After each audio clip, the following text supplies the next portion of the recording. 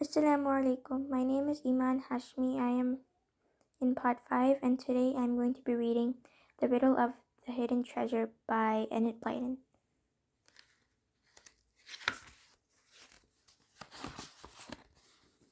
Chapter 1. Gran's Old House. Nick was sticking some stamps into his album when Laura and Katie came tearing into the playroom. "Nick, what do you think? We're going to stay with Gran and Grandad in their old manor house," cried Laura. "Really?" said Nick, surprised and pleased. "How do you know?" "Because Uncle Peter said so," Katie said happily. "Isn't that lovely? Laura's told us so much about it that I feel as if I know their house already, even though we've never been there." Nick and Katie had lost their parents in a car crash more than a year ago. At first, they had been looked after by an aunt who didn't want them and an uncle who was too weak to stand up for them. Rather than be taken into care, the two children had run away and camped out in a hollow tree in the middle of a nearby wood, living on food brought by Laura and her dog Russet. Eventually, when Laura became ill, they were discovered, but Laura's parents took Nick and Katie into their own home, and Laura, who had been an only child, was delighted.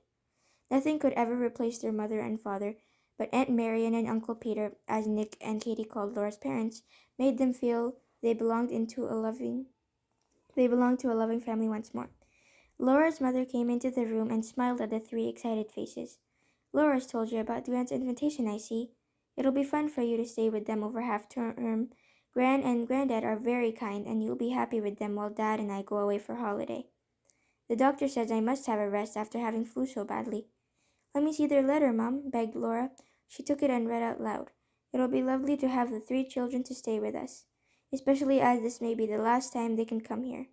It looks as though we have at last found a buyer for the house, though it will almost break our hearts to leave this beautiful place." "Oh, Mum," said Laura, looking up in dismay, "are they really leaving Grayling's Manor? I thought Dad said it would be his and then mine someday." "Yes, we thought so too," said her mother. "But you see, things have been very difficult lately for Gran and Grandad, living on his pension. They really can't afford to stay in such a big house, with all the expenses of looking after it. They have to sell it and find a smaller house." "Oh, poor Gran and Grandad," said Katie. "They must be feeling very unhappy about it." "When are we going, Mum?" asked Laura. "You haven't long to wait," said Laura's mother. You're going tomorrow, so I'll be very busy today, packing for you all. Oh, Mum, what about Russet? We can't leave him behind. Hasn't Gran asked him too?"